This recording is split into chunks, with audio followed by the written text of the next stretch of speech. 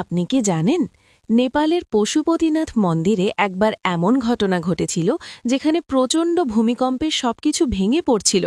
ঠিক তখনই মন্দিরের ভেতরের শিবলিঙ্গ নিজে নিজের অক্ষে ঘুরে দাঁড়ালেন আর ভূমিকম্প থেমে গেল। ১৯৮৮ সাল, নেপাল, ভোর ৪:৩৮। পশুপতিনাথ মন্দির, যেখানে ভগবান শিব সমগ্র সৃষ্টির রক্ষাকর্তা পশুপতি রূপে অধিষ্ঠিত।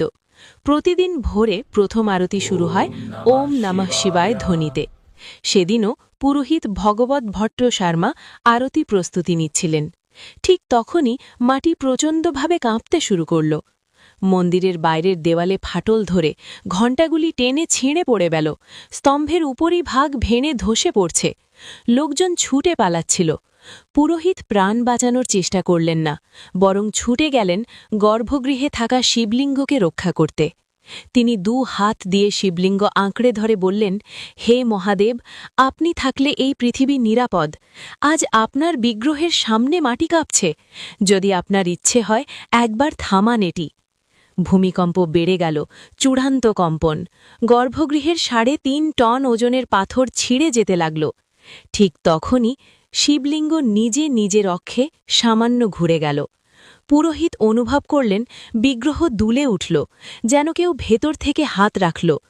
ভূমিকম্প চলছিল ১৮ সেকেন্ড ধরে, কিন্তু ঠিক যখন শিবলিঙ্গ ঘুরল, কম্পন ধীরে ধীরে থেমে গেল।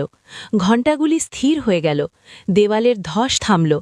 লোকেরা বলছিল, আমরা দেখেছি, এক মুহূর্তেই মাটি শক্ত হয়ে গেল। পরের দিন সরকারি জিওলজিক্যাল সার্ভে বলল, ভূমিকম্প কেন্দ্র মন্দিরের কাছে, কিন্তু আশ্চর্যভাবে সবচেয়ে কম ক্ষতি পশুপতিনাথে হয়েছে।